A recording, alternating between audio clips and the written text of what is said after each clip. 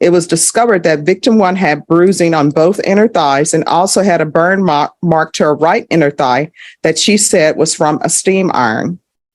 2022 CR 2717, State of Texas versus Anna Ramirez. Can I have the parties approach and announce for the record, please? Michael Miller, Catholic State.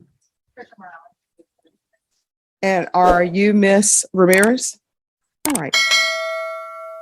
So were there pretrial motions heard on this case? All right, then why is the box checked that I'm giving her permission to appeal? That I don't know.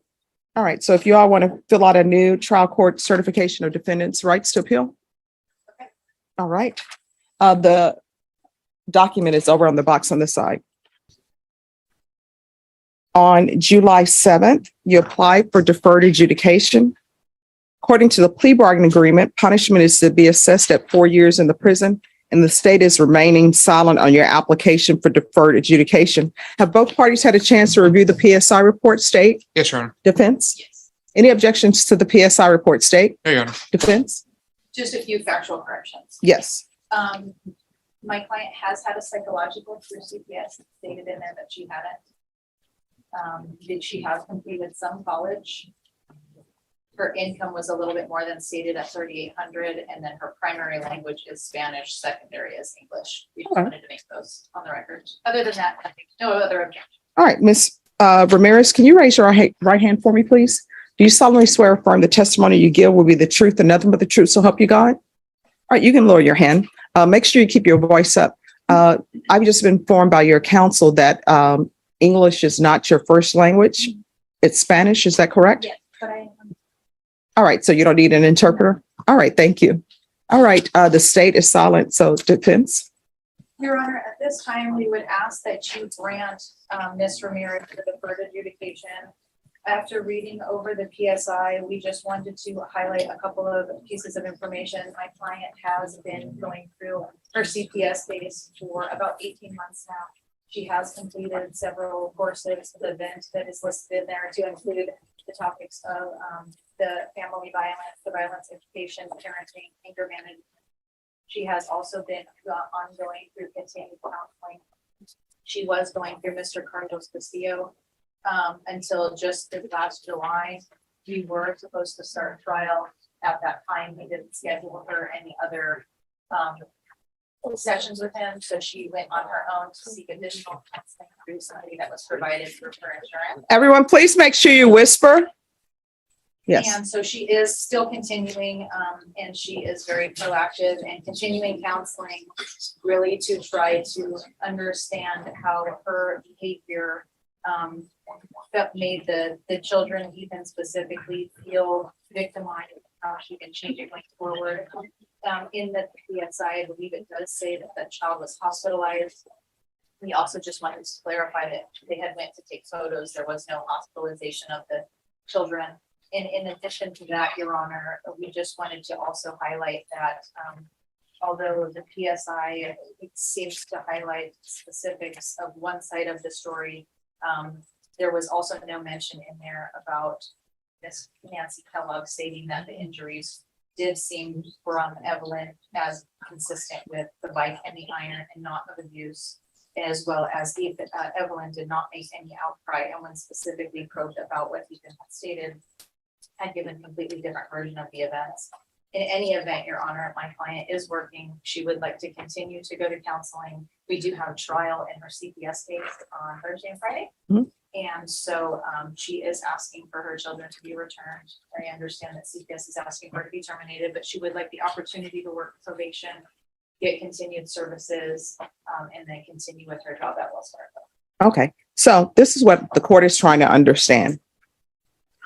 According to the stipulations, and this is what you stipulated to, it says that the victim, which is one of the children, made an outcry at school of abuse while at home. R1 said that victim 2 was found to have a large welt on his left upper thigh as a result of being struck by his mother. R1 said that his sister goes to the same school as victim 2, and she was also interviewed by school staff.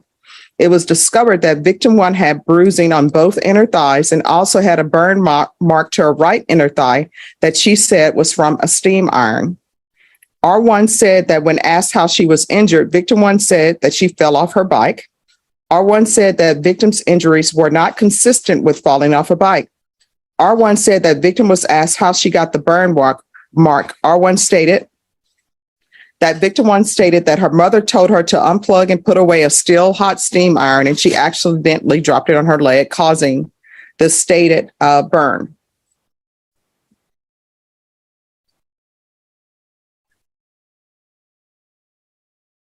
So are you saying that you didn't cause any of these injuries to the children?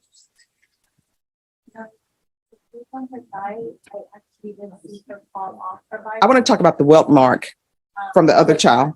Ethan? Yes. So on Ethan, when I asked him in front of the caseworker, what were they referring to? All he did was just lift the pants that he had on, and all you saw was notice was the bruise on his lower leg. So are you saying you didn't do it? I didn't strike him with the belt. All right, because, and then on the PSI report on page 4, it says, Ms. Torres stated Ethan spoke of being in a closet for hours at a time. He feared of what would happen if he came out. He stated he was scared, bored, and hungry. He stated some of his siblings would check on him and play with him.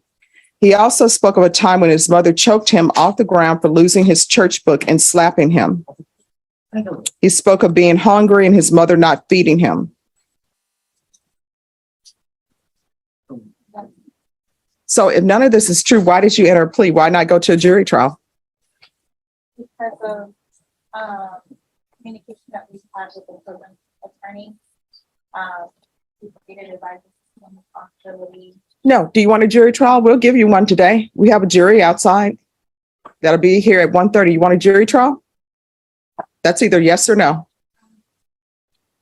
No. All right. Is there anything else from either side? All right.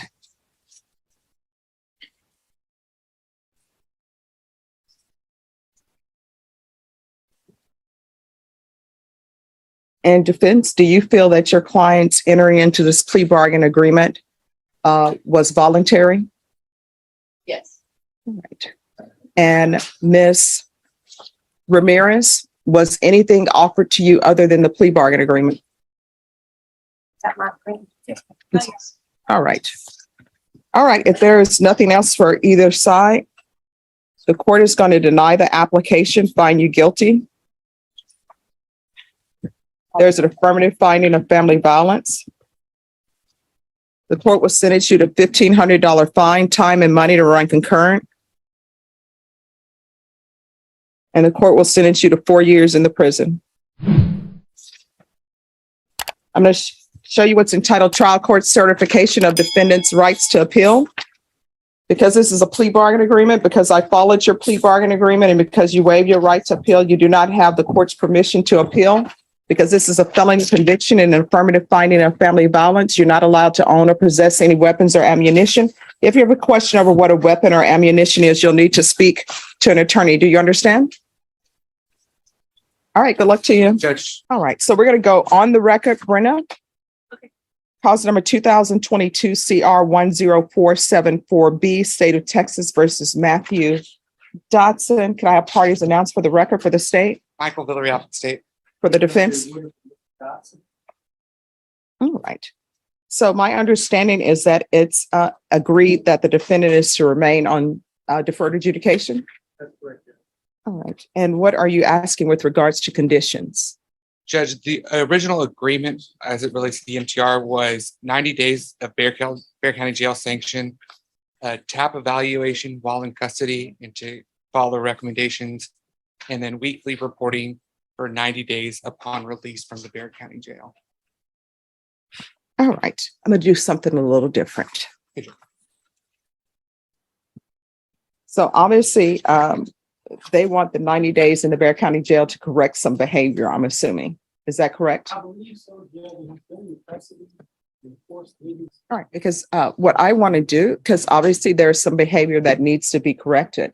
Maybe it needs to be corrected at ISF. Will ISF take him based upon his charge? Right. So instead of just 90 days at the Bear County Jail or 90 days at the prison, although I'm sure there was a shock to your system when you went to the prison. So hopefully you learned something. How old are you? 31. Do you have children? Parents? Mom? Dad? Does your mom love you? Mom in your life? Does your dad love you? Dad in your life? Why are you being a disappointment to them? Why are you breaking their heart?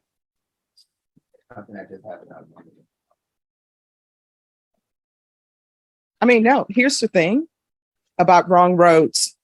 Even when you're in the vehicle, I mean, some guys, right? I don't know what it is about men won't ask for directions, but at some point when you see that you're going down the wrong road, David, you're different. You'll ask for directions. Oh, good. I'll just kind of go around. No. At some point, when you're on 100 miles and you're still going in the wrong directions, at some point you say, "Oh, we can do a U-turn right here." So at some point you're gonna have to do a U-turn to better your life. Otherwise, you're gonna end up in prison, and you're gonna end up in prison for a long time because what you're charged with. This is a first-degree felony. The range of punishment is up to life in prison. I mean, you can find your direction at the prison. I didn't know before, but people told me that some people are allowed to drive around the prison. That's from Mr. Cox.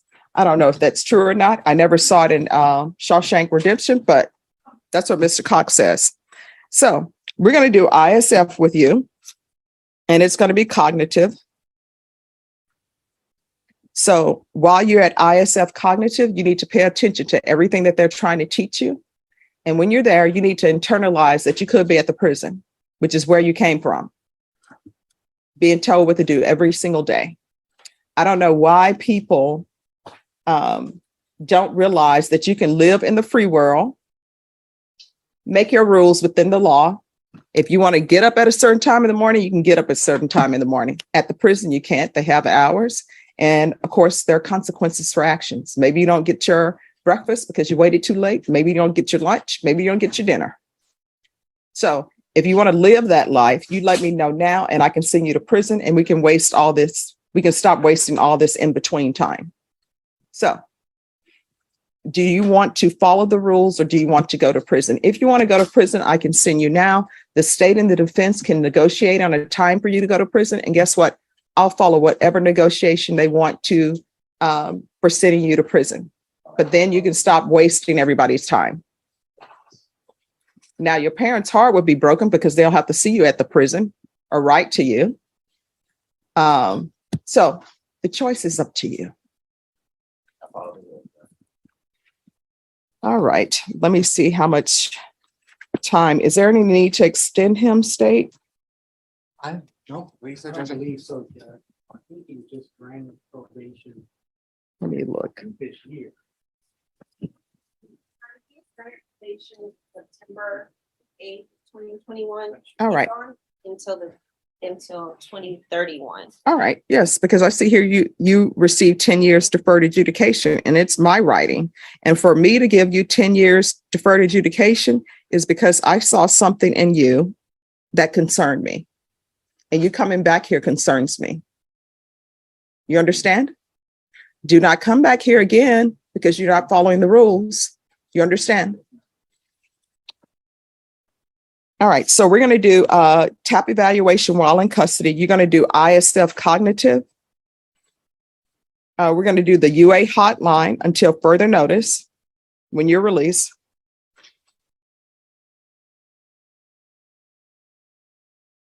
I'm going to want field visits 3 times per month, probation, and then and that'll be for 3 months. If he's doing well, then you all can send me a supplemental, let me know, and I'll decide whether or not to take him off that. When you're out from ISF, who are you going to be living with? All right. And does your partner want you there? Are you sure? Sure you haven't been cut loose? No, ma'am. A dear Matthew letter? No, ma'am, I haven't. Okay. Well, you will be if you don't behave and act like an adult who has common sense. What are you planning on doing with the rest of your life? plan on going to school for HVAC, is what I was trying to do. Okay. To get into private education or do community service, what I was doing. I contacted the court, but the other guys got me on doctor, the probation got me on doctor, so therefore I kept calling and no response, and I stayed working. Okay. And what's up with the ring on your finger? Usually they don't bring people over. Can that not be removed? Well, yeah, it won't come on. Not waiting. Oh, you know what? I know your wife. I'm gonna tell her you said that. Well, you know, you can always cut that off. Sure. Do you not want it removed? No, no, I do not. My brother just passed away in November, Mhm. so this is his ring and I kept it. Oh, okay. All right, that I can understand. All right, State, is there anything else you're requesting? No, Judge. All right, probation, is there anything else he needs? Is there anything else you need from me so that I won't see you again unless you're being released from probation? Well, no, ma'am, but at the same time, when you guys released me, that in September, I had a warrant already right when I came out, which I didn't think I was supposed to be released, but for live oak, for the ticket that I came in for. Okay. Y'all can just make sure that. Well, that's your attorney needs to make sure that ticket is not an issue. All right, so what's going to end up happening is you're going to go back to the Bear County Jail. You're going to go to ISF.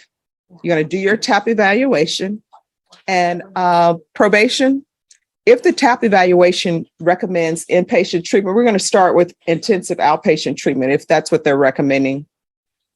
All right. So if they're recommending inpatient treatment, we'll start with intensive outpatient treatment to see how that goes. All right. Is there anything else from either side? No, thank you.